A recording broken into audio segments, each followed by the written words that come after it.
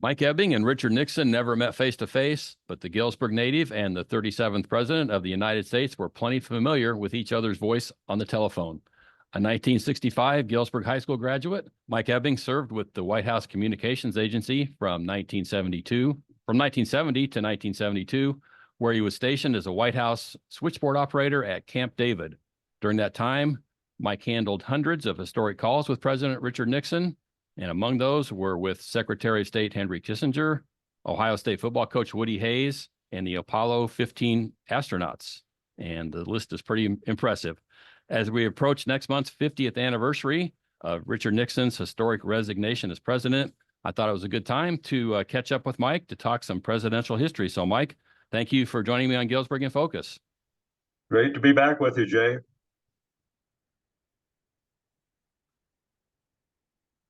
So let's dig in. How does a guy from Galesburg, Illinois, end up with this kind of intriguing job of handling phone calls with the president? Well, it's an interesting story, Jay. I'm just graduating from college, University of Iowa, the Hawkeyes. Graduating in '69, and I'm a prime candidate to get drafted into the Army. So I had a tough time getting a job because every resume I sent, they thought I was going to get drafted. And I had a degree in broadcast journalism, radio, TV, minor news editorial.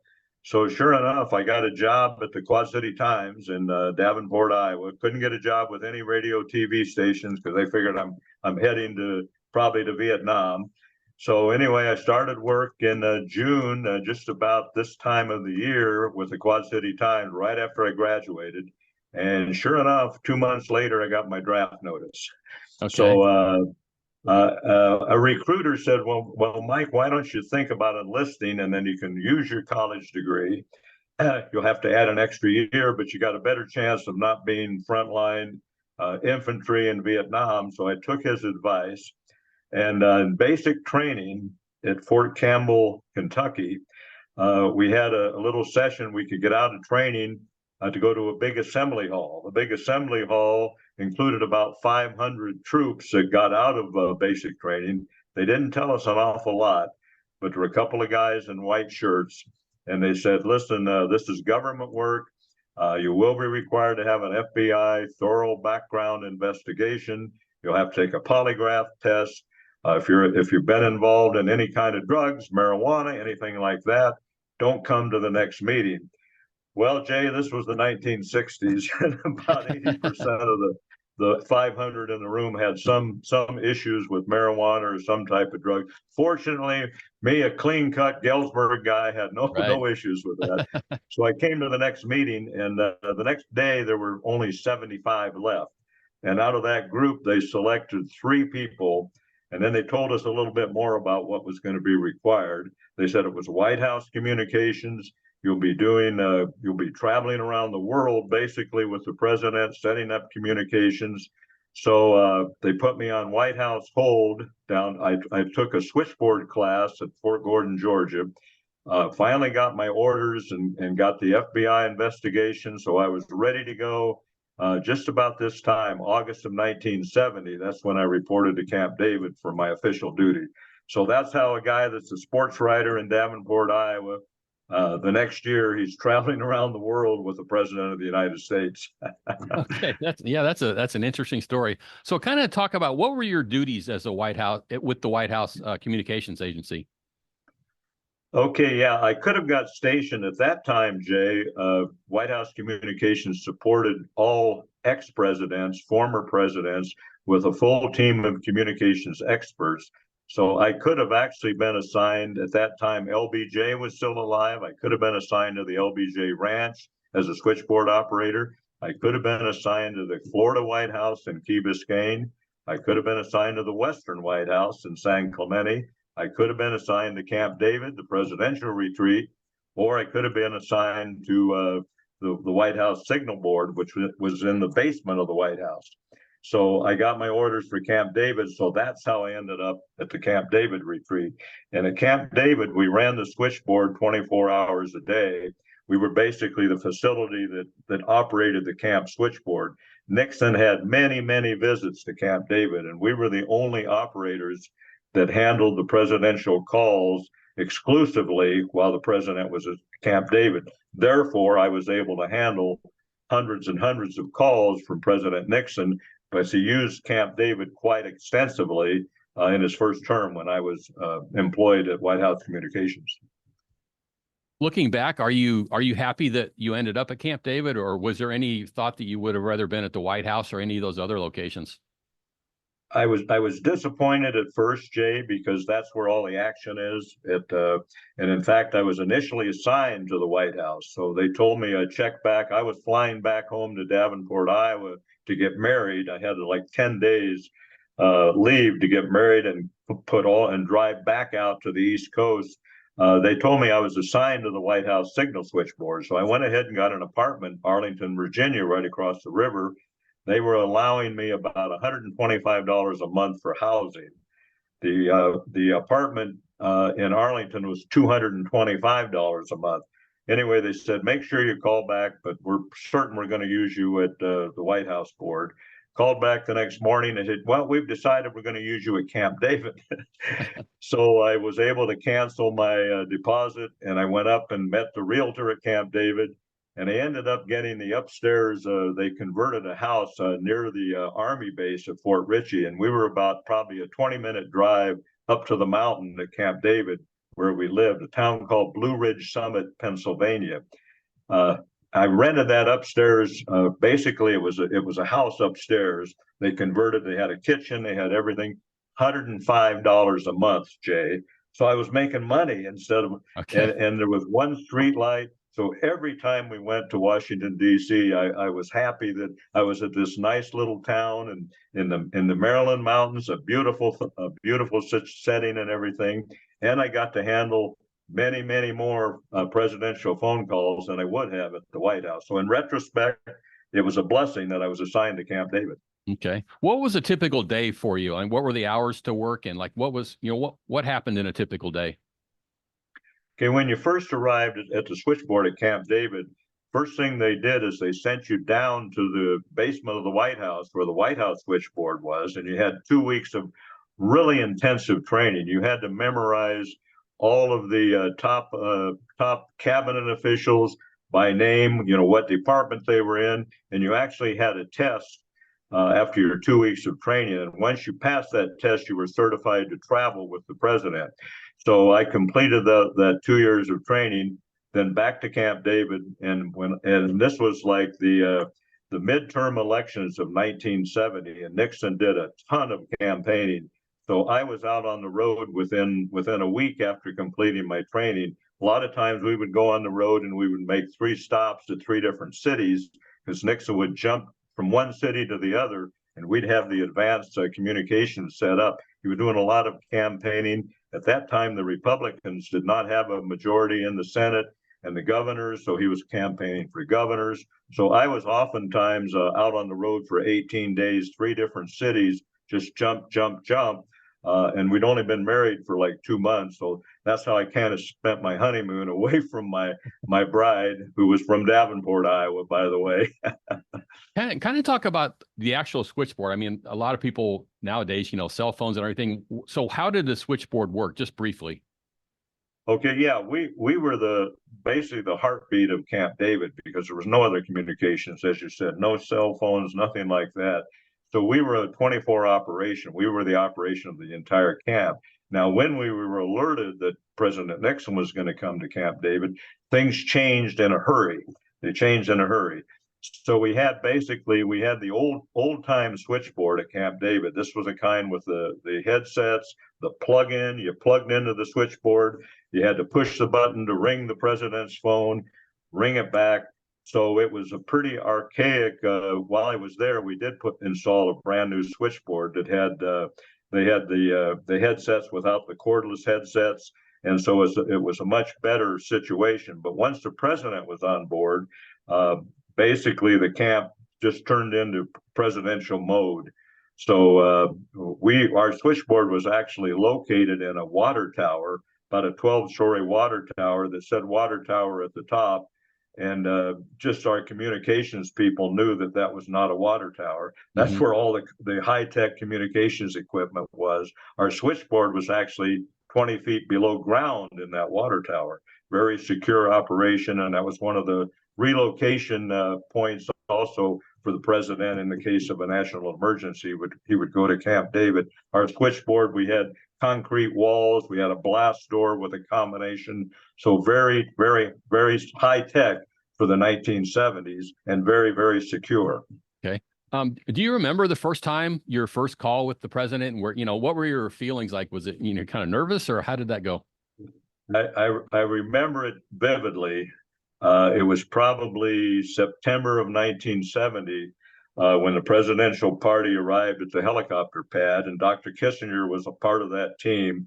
So they had arrived. They went to their cabins. Nixon went to Aspen, that's the presidential lodge. Dr. Kissinger went to his cabin, and the very first phone call I handled at the Camp David switchboard was from Dr. Kissinger. So he has that heavy, heavy German accent, as a lot of people would recall. Mm-hmm. So he picks up the phone and, of course, goes directly to me. I know it's Kissinger's cabin, and I say, yes, sir.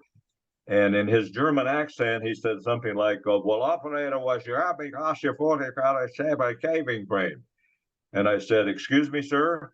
And he repeated it about the same way, and I still really had no clue. I was able to get something about shaving cream, and I was too embarrassed to ask him to repeat it again.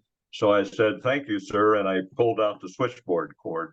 And now I'm thinking, what am I going to do? My first call, and I'm already blown it, right?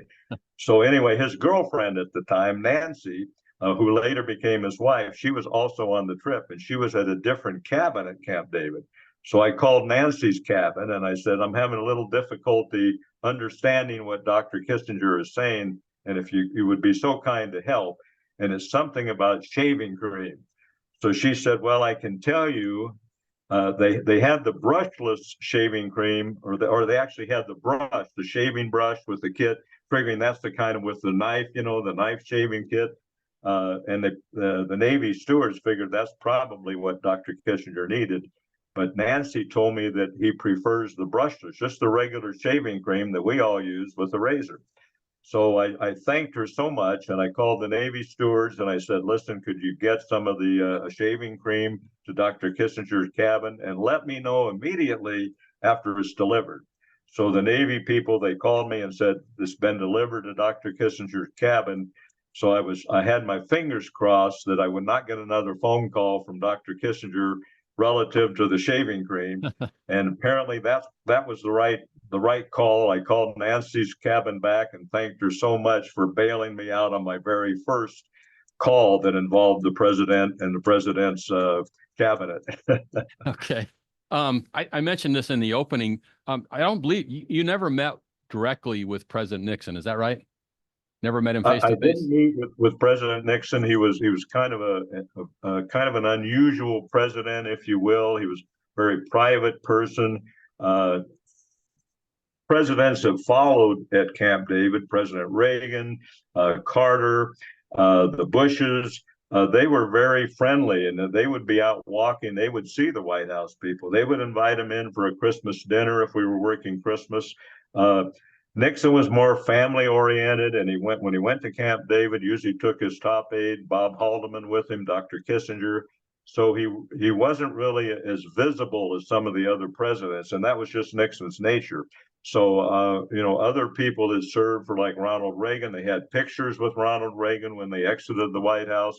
But unfortunately, I talked with him several times, but never met him face to face. Okay. This is Jay Redfern. I'm talking to Galesburg native Mike Ebbing, a former member of the White House Communications Agency under President Richard Nixon. Kind of tell us the process. When you did speak with the president, did somebody have to screen those calls before, like, in between you and the president, or before? Well, absolutely, Jay. There was, as soon as the president arrived, Bob Haldeman's assistant, Larry Higbee, he made the very first call to the switchboard, and he wanted to let everybody know the protocol for handling presidential phone calls. And basically, any incoming call for President Nixon had to be screened first through Bob Haldeman, his chief assistant. And basically, Bob Haldeman made a decision on whether that person was going to talk with President Nixon or not. The family, of course, the first family was excluded. If Pat Nixon or one of the daughters called, obviously that call did not have to be screened through Bob Haldeman. So basically, the 2 or 3 years I was with the White House, every incoming call for President Nixon had to be first cleared through Bob Haldeman. So Bob Haldeman had a very important role in the Nixon administration. You kind of mentioned this about him being private and things like that, but what was your impression of President Nixon at the time that you were working under him? President Nixon was, I felt he was kind of an insecure person. He surrounded himself with a lot of power players, but on the telephone, he was so polite and never gave us any problems at the switchboard. Now, his staff, on the other hand, they gave us plenty of problems. Okay. But every phone call I had with President Nixon, and I think when we did a thing a couple of years ago with the registered mail, I think you had some of tapes of phone calls I did with President Nixon, which we may get into later, why my voice is on the Watergate secret tapes. It is, and you can get an inclination of how Nixon responded talking to the switchboard operator, but again, never any problems, very polite, very kind with our switchboard operators. So the rest of his staff, not so much. Okay. Before, you brought up Watergate, before we get into that, what were would you say are some of the most memorable calls that you handled? I mentioned, the one with, Woody Hayes and the astronauts, but I know you've had a lot, but can you pick out a couple, 2 or 3 that really stand out? Yeah, I will pick out a couple. And the unfortunate thing is some of my most memorable calls, the Watergate secret taping system wasn't employed at that point. And I would have loved to have the calls that I had with Woody Hayes and the calls I had with the Apollo astronauts. But unfortunately, the taping system was not in place at Camp David at the time. But one of the more memorable calls I had was with Woody Hayes.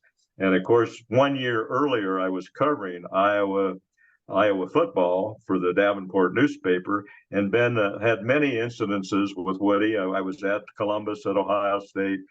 He's actually a fraternity brother of mine, different campus. So I had many interactions with Woody Hayes. So there was one, the very last game of the season, probably it was 1971, I believe. Ohio State is playing Michigan.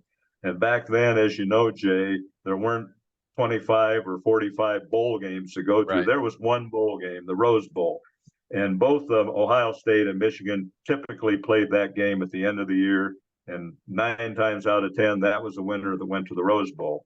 So we're at Camp David, President's at Camp David. We know he's watching the football game, and we're anticipating who he might call. And that was one of the things that we got a lot of good recognition for, being able to anticipate who he might call. So I'm thinking he's going to call either Woody from Ohio State or Bo Schembechler from Michigan. So what I did, Jay, is I called the long distance operator back then. We had all the toll operators. So I called and I said, the game was being played in Columbus. So I said, this is the White House calling. And we're anticipating that President Nixon will make a phone call after the football game. So can you give me some phone numbers that I might be able to reach the locker rooms of each locker room at the stadium? And Jay, as soon as I said this is the White House calling, she was calling me sir, and she was so accommodating. So and this is amazing, within a couple of minutes, I had the phone numbers for both phone booths outside each locker room. So I'm ready to go. So we had the game on our little small TV in the switchboard room. So as soon as the game ended, Ohio State won, by the way. So here's the red light that came up on the switchboard, and I love to do the presidential call. So I clicked in, yes, sir. And the president said, operator, would you get me Coach Hayes, please? Thank you, Mr. President. So he hung up. So I went right into action. I called the Ohio State phone booth. And I think it was probably a trainer that might have answered the phone. And I said, "This is the White House calling." I said, "We have President Nixon wishing to talk to Coach Hayes." And Jay, if I had a visual of that person that answered the phone, if it was a trainer, I think he probably, pardon me, but I think he crapped his pants. But he said, "Oh yes, sir, he's calling me, sir." He said, "Coach Hayes is doing a TV interview, but we'll get him to the phone very quickly." So I said, "Well, fine, fine." So the trainer comes back on 30 seconds later and he said, "Sir, he's calling me, sir." And I think he thought I was President Nixon, the trainer did, So he said, "Sir, he's going to be with you shortly." And I dropped my voice a little bit, I said, well, fine, fine. So then the next thing I hear is an excited call on the other end, an excited caller. He says, "Hello."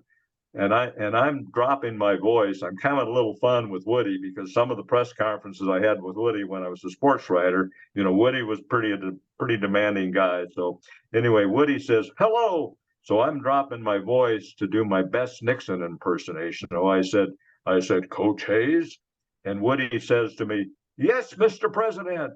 And I said to Woody, I said, "One moment for the president." And then I connected him up with President Nixon. I said, "Go ahead, please." And then they talked. So that was one of my really good memories because Woody Hayes thought I was President Nixon. So when you're connecting those calls, do you stay on the line or then are those calls private? We have a monitor switch, but we're instructed during our training that if they find out that you were listening in on one of those calls, you're probably going to get shipped on the next plane, and you're probably going to be infantry, Vietnam. Okay. You're going to lose your assignment. So yeah, and when you click on the monitor, funny thing, if you click on the monitor thing, both parties do hear a little click. So there is kind of a suspicion, I never did it. It was just one of those things. It's a private phone call with the president. So once you connect the two parties, you stay off the call until you see a light go out. When the light goes out, that's your indication the call is completed. Okay. Kind of talk about call. Yeah, I was going to say maybe the astronauts. The astronauts is a very memorable call. I'm at Camp David. It's probably 6 o'clock East Coast time. And Nixon is in his living room at Aspen, the presidential cabin. So again, the red light comes on. Nixon says, I said, "Yes, sir." He said, would you get me the astronauts down at Cape Kennedy? It was called Cape Kennedy back then in honor of JFK. And Nixon said, "I'd like to talk with each one of them individually, if that's possible." And I said, "Certainly, Mr. President." And he hung up. So now I'm thinking, now what do I do? I don't have any phone numbers for Cape Kennedy, for the training room, but they're going to blast off for the moon the next day. So he wanted to talk to them and wish them well, before they blasted off. So I called the White House admin board, which is a bunch of ladies that work a switchboard across the street from the White House. Very talented group of women, and they can reach almost anybody, anytime.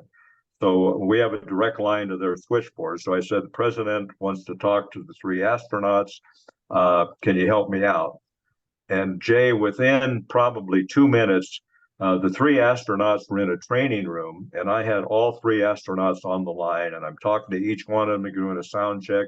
So I'm going to put the president on shortly.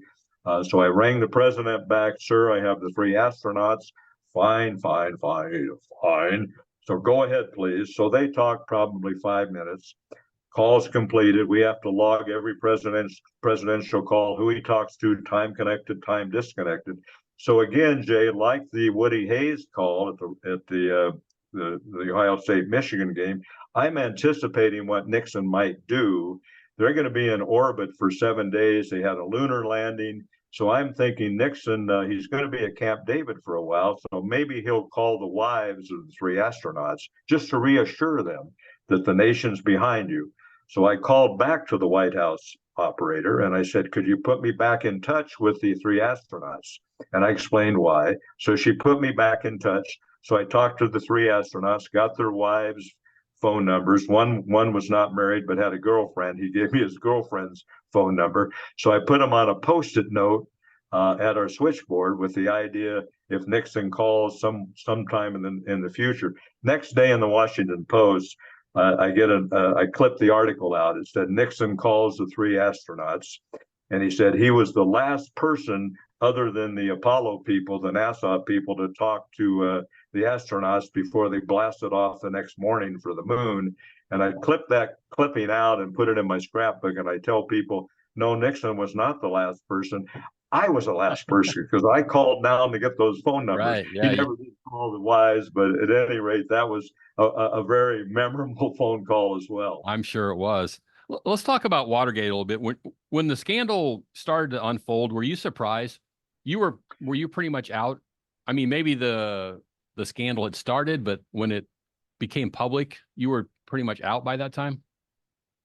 The actual Watergate, if we got a little time, I might mention the taping system because I had no knowledge of the taping system. Very few people did. We had two phones at Camp David that were connected to the secret White House tapes, which I had no idea that there was a recording devices on any of that. Watergate broke. Actually, the president was in Key Biscayne at the Florida White House. I was at Camp David. And they made a determination that it wasn't significant enough. He was out in the Bahamas at the time with Bibi Rebozo. So Bob Haldeman he was back in Washington, D.C. He made the decision that this was a third scale burglary. And they didn't even notify the president when it first broke. Later on that day, he was notified. And of course, you know what happened. Washington Post got a hold of the break-in. So at any rate, it pretty much disappeared. I left the White House right after Nixon got reelected, a landslide election, November of '72. Watergate was kind of disappearing. The Vietnam War was ending. Nixon carried 49 of 50 states. So when I left 3 days after the reelection. I went back to be a sports writer in Davenport, Iowa. And then everything unfolded. As you know, the Washington Post kept digging and kept digging. I was surprised. Yes, it just all of the things that we worked for the president. We were not political oriented. Whoever the president might have been, we may not even have voted for that president, but we worked for the president of the United States. So we had no political affiliations. But at any rate, I was shocked. I was shocked at because of this seemingly senseless burglary at the Watergate, all of Nixon's accomplishments that he had during his administration, the trip to China, to Russia, Title IX with the women athletes, all of these things got cast aside because of this one big blur on his record with the Watergate, which was just a totally senseless thing. So yes, I did listen to the hearings, and I was glad I was not still working at the White House at the time. But yeah, it was just a senseless crime. And I think, again, like I mentioned earlier, Nixon seemed to be a fairly insecure person, surrounded himself by power people. And those power people a lot of times made some decisions that Nixon was not aware of at the time. So yeah, a lot of people have said that there's still so many Watergate tapes that have not been released yet. And people are saying that all of us are going to be gone probably 20 or 30 years from now. And when we finally get the real behind the scenes of what exactly happened in Watergate, none of us are going to know. Our grandkids might know. They probably aren't going to care, but they might know. Yeah. So how have you stayed connected to the White House Communications Agency? I know you're quite active, leading talks about it and tours and doing interviews. How have you stayed connected, and why did you feel that was important? Well, yeah, I stayed connected. We actually have a private Facebook group called White House Communications Agency where we stay in touch. We have reunions all over the country. We've been to White House reunions. We just came back from one last month in Texas, where, believe it or not, Jay, we had 11 different presidents represented, all the way from LBJ that worked up to the current Biden administration. They were no longer working for Biden, but we had 11 presidents. We had 150 attendees at our Texas reunion, the biggest one we've ever had. We went to both Bush libraries and the LBJ library. The Texas Rangers, who were just at the All-Star game, just hosted the All-Star game. They hosted us. We got to throw out the first pitch at Arlington Stadium. I'll tell you, a lot of talks about Jim Sundberg, the native Galesburg all-star catcher with the Rangers. We almost had Jim Sundberg, and we almost had George W. Bush on the field to throw out the first pitch. I was supposed to be on the field, not throwing out the first pitch, but so many things were happening that I was on an elevator heading out to the mound to participate in the first pitch, and I heard all the cheering, so I never got out of the tunnel. But the first pitch got thrown by our current commander of White House Communications in Washington, D.C., and we had George W. Bush's official photographer. He was on the field along with another one from the current White House Communications. But I heard all the cheering, and I saw the other three guys come off, and I said, "Is it over?" They said, "Yeah." So I was in the tunnel when the first pitch was thrown out. Okay. So obviously you've been outside of the White House work a lot longer than you were in it. So what's, briefly, kind of what's life been like for you since leaving that position? Yeah, it's I was always involved in.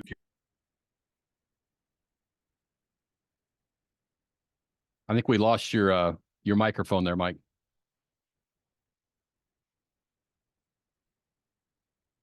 Phone call. So I moved to California, left the sports writing, and the sports writing, as you know, Jay, being a former sports writer, that was just near and dear to my heart. We didn't make a lot of money, but my golly, we were getting paid to do a lot of that stuff. Yeah, and that's right. It was so rewarding. Not really a good job for a family man. I had two young children when we made the move to California. So anyway, I've always been involved in communications. When I retired a few years ago, I was the communications officer for the city of Anaheim, involved with the media, involved with press releases. So I've always done that throughout my life. And I really, I traced back my roots back in Galesburg. My junior and senior year in high school, I actually participated in the state radio speaking championships in Peoria. And I got a hold of I guess you'd call him my mentor, Steve Taylor, who worked at WGIL back in the early 60s and 70s. And Steve had actually gone to the state finals when he was in high school in Peoria in radio TV. So I'm on my way my junior year to the state finals. So I called Steve at WGIL just to get some tips and some hints. And he told me some very good information. I finished in the top 10 my junior year. Went back my senior year, and I was actually in the top 5. And the judges said we could not decipher among the top 5. Any one of them could have won the state championship. So I'm sure that broadcast journalism, my roots back in Galesburg, that certainly helped my resume when I got selected for the White House. And like I say, I've always been in communications. So that dates all the way back to the early 1960s with Steve Taylor with WGIL, who was kind of my hero back in the day. And of course, I listened to all the Silver Streak basketball. Bob Mann was the guy back then, and you're too young to probably even remember Bob Mann. Yeah. He was the early voice of the Silver Streak. So yeah. So anyway, a lot of Galesburg roots, a lot of roots with Jim Sundberg, and. Okay. So we could talk forever, but I'm going to finish with a little rapid fire around here. So I'm going to say something and give me your first thought. Okay. Richard Nixon. Richard Nixon, a president that's probably never going to be recognized for all of his accomplishments. And you look at all of the things that are happening in politics today, and Watergate seemed like such a senseless thing. But the political arena, it was just one of those things that happened. A gentleman, a very polite man, but also very insecure. And I think that's what probably led to his downfall, Jay. Okay. Pick a president. If you didn't serve under Richard Nixon, what president in history would you have liked to work for? I would have loved to serve under Ronald Reagan. Ronald Reagan, when guys left White House Communications, if he was at his ranch in California at the time, he would, and people that were working at the ranch with White House Communications, he would have a picture taken with them. He would have a handshake with them. And what a great thing to have the president have a picture of you with the president as you were exiting White House Communications. That never happened with Richard Nixon, but I would say Ronald Reagan. And as you know, Ronald Reagan was a former sports broadcaster, WOC in Davenport. You know, he started the same way you and I started in radio, radio TV. So I would say Ronald Reagan. And lived here for a while in Galesburg, so briefly. So yeah. Dixon, Illinois, and Galesburg. Yeah. So how about going way back? How about most influential teacher or coach while growing up in Galesburg? That would have to be, I would have to say that was Sam Andre, who coached he was an electrician, but he coached the Galesburg American Legion team. Right. And Sam was such a dedicated, and he instilled such a remarkable feeling among our baseball players. And you know, Bob Dara, that's always speak. Bob Dara's in the Galesburg Hall of Fame. Bob made it to the Yankees, AAA. Bob always spoke highly of Sam Andre. Growing up, I would have to put Sam, you know, right in there as the number one. If you were talking about high school, Ted Trulock, who managed who coached the Galesburg High School team in my senior year, 1965. We went undefeated. Ted's only year he coached the team. We went undefeated and got beat by Peoria Manual, who eventually won the state championship in 65. But our team in 65 was only the second team that went undefeated in a regular season.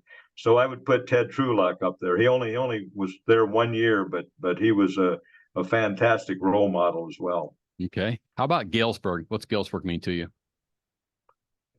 Galesburg means a lot to me. You know, we lived near where the new high school was built. That was farmland, and they had they had kiddie land back there and the sock and putt. And we had the little farm that was like a half a block from our house, and all the sandlot games, all the wiffle ball games under the lights. You know, kids today, they all have their cell phones. But you know, we would play a pickup baseball game from early morning until evening when our moms would call us for dinner. But yeah, the small town roots of Galesburg, they're still very close ties with me. Yeah.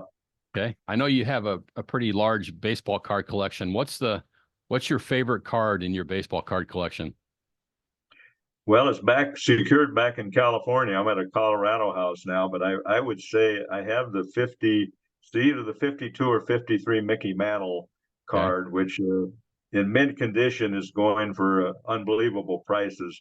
At some point, I'm going to sell that collection. I got a bid on it, and I think I have like about a $10,000 collection. And that Mantle card is a little beat up. Growing up, you know, we would put our baseball cards in the spokes of our bicycles, and thinking that they're going to be valuable someday. But yeah, I have some Hank Aaron cards, some Mickey Mantle cards, Willie Mays, you know, just passed away, and the value of the cards. So I would say in the next couple of years, I'm probably going to sell off my collection. But yeah, fortunately, my mom, she saved all my baseball cards all the time we moved. And I hear so many stories of so many people that have baseball cards. Actually, I have 4 or 5 Jim Sundberg cards when he first came up with the Rangers. And when I talk with Jim, when we get together, I'm going to have Jim sign those cards. But I've got about 6 or 7 of Jim's early on cards when he first came in with the Texas Rangers. So yeah, it's a hobby that I really loved.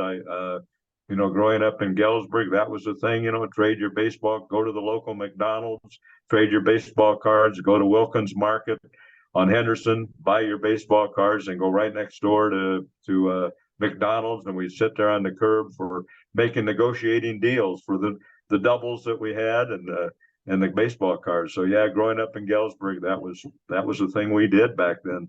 Okay, this isn't really rapid fire. I've tried this question with some others and haven't had much luck, so I'm going to try it with you. Other than family or friends, you get to invite 4 people, living or dead, to dinner. Who would be at the table? Boy, that's tough. That's tough. I know you talked about a golf foursome with Craig, who wrote the book on the John Deere Classic. I would like to go to dinner with Since I never met him, I think I would put, and this might surprise people, I'd put Richard Nixon Yeah, I at had a feeling you would say my that. dinner table. I would probably put one of my all-time favorite golfers, and I just talked with him a month ago, is Dave Stockton. And we have met many, many times. He lives not too far from me in California. He lives in Redlands, and I live in Orange County. But we just talked about a month ago, and you talk about a super guy and his wife Kathy. So I would have Dave Stockton, I would have Richard Nixon, probably dig up Sam Andre, my baseball coach, because he's the guy that got me involved. And Jay, I'm still playing senior softball. We're going to what we call a major next month. Actually, it's later this month, end of the month in Sacramento. It's the Western Nationals. I'm going to be 78 years old next month, and I'll be on the field. And that baseball thing I never got out of it. And Sam Andre. But I right along next to him, I would put Bob Briggs, who was my little league manager with the Dodgers when I was 11 and 12-year-old. We just dominated the little leagues, and Bob Briggs was he was such a dedicated. If I could put Bob Briggs and Sam Andre together, so that's two baseball guys, a golfer, a pro golfer, and Richard Nixon. Yeah. Man, I would feel like I'm ready to go to heaven. Yeah, that's quite the table, right? Okay. And that's Mike Ebbing, Galesburg native and former switchboard operator under President Richard Nixon. Mike, I know we could have talked twice as long as we talked today, but you've led such a fascinating life, and I appreciate you joining me on Galesburg In Focus. It was indeed my pleasure, Jay.